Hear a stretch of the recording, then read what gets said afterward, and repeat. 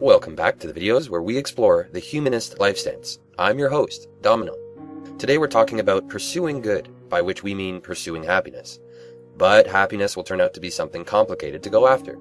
So we're also going to talk about a list of character strengths and virtues that every humanist should try to cultivate in themselves. A major concern for humanists is doing good. But what do we mean by doing good and moral? Well, every animal suffering all their lives for no reason, that would be bad.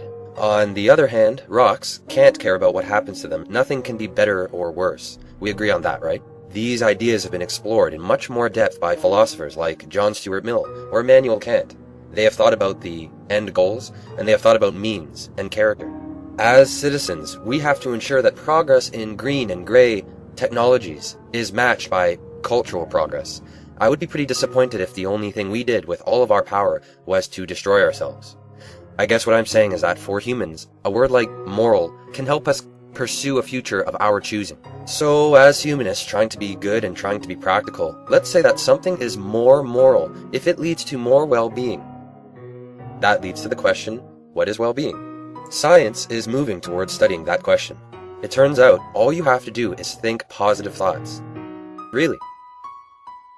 Okay, not really. Positive psychology is a relatively new movement. On the other hand, consider how, since the 50s, scientists have had some version of the Diagnostics and Statistical Manual of Mental Disorders, a handbook of mild and serious problems. Eventually, when one researcher into optimism, Martin Seligman, became president of the American Psychological Association, he wanted the science of the mind, psychology, to be more balanced. Positive psychology is the science of well-being and happiness, and already it has a lot of interesting things to teach us. For one, there's diet and exercise. They say that picking up exercise is more important than quitting smoking. And doctors call exercise the wonder drug because of all of the amazing things it does for the body, and because of the amount of money that people would be willing to pay if there were such a drug. Even I have plans to start exercising, maybe. Another insight from positive psychology has been that maybe the word happiness is oversimplifying. It actually captures a lot of positive states for humans. These different forms of happiness can be captured in the acronym PERMA. There's the simple pleasures, like chocolate or sex. Then there's engaging activities like art. Relationships are another important form of happiness. Then there is meaning, a philosophy and outlook on life. And finally, there are accomplishments, the evidence that we can and that we have influenced our corner of the world. Now, perma-happiness is just a bit misleading because it's not permanent. One of the reasons happiness is never permanent is because so much of the world is out of our control. We may be a part of the universe, but we have a limited ability to influence it and the people in it. You don't even have full control over yourself. It's old news that some of your personality is genetics. And probably most of yourself and your habits are unconscious. And I'm learning guitar right now, and it's not a downloadable skill. It's a slow process of mental remodeling. Another reason that happiness in all of its forms is never permanent is because, like Jordan Peterson points out, the Buddhists were right, life is suffering. Pain is as natural as joy. To Peterson, a psychologist, this is not a pessimistic view. It's realistic. As beautiful as nature is, it is not a person. Nature cannot care, and as a result, our life is hard. It takes character, and it takes good luck to get the things that we need like food and shelter. Any philosophy that says that happiness can be permanently attained is dreaming. That's not realistic. And if we expect to live a life without any suffering, well, we might just end up feeling guilty and confused. Now, besides exercise and diet, and realizing that happiness comes in many forms and that none of those forms are permanent, we need something else. We need magical intervention. No. What we need is character. It's a good thing that scientists have a lot to say about that too.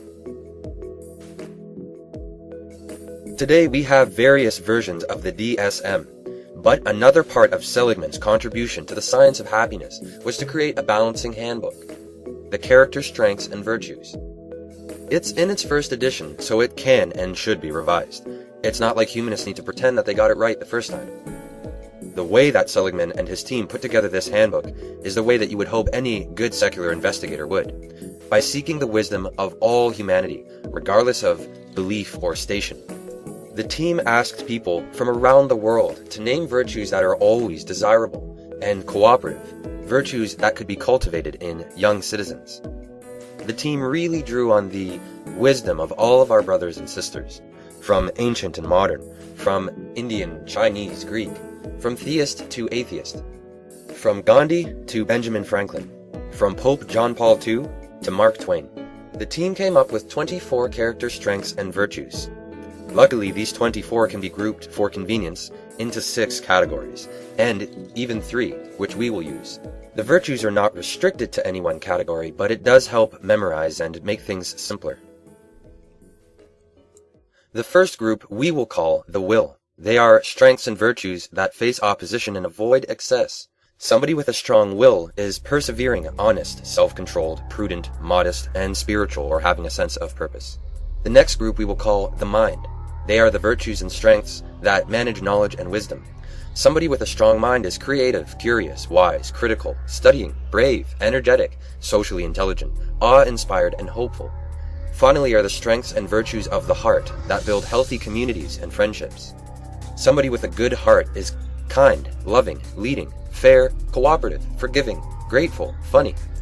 Every humanist would do well to look at this list of habits that could make the world a better place. As humanists looking to do good, philosophy, especially the philosophy of science, is a critical tool. With the help of these methods of investigation, we realize that there are things that we can do to get more happiness in all of its different forms, maybe not permanently, but more often in our lives. Then there is the character strengths and virtues. It doesn't describe a perfect character, but it describes a damn good one. Maybe the way to look at it is that, rather than evil, darkness is closing in on all sides. More than outright cruelty, laziness and ignorance are causing a lot of problems in our world. Even looking at yourself, you will find many aspects of your character that could use improvement. The writer J.B. McKinnon has one more mental tool to help us from being overwhelmed. Vertical agitation. That means making just one of 1,000 issues your problem and taking responsibility for solving it. If everybody did that, if every humanist worked together and each of us picked one problem, then we would see a real difference. Think of it this way. Mother Teresa said that if you can't feed 1,000 mouths, then feed one. There is always something good that a humanist could be doing. So don't just look at all the problems. Pick some and do some good.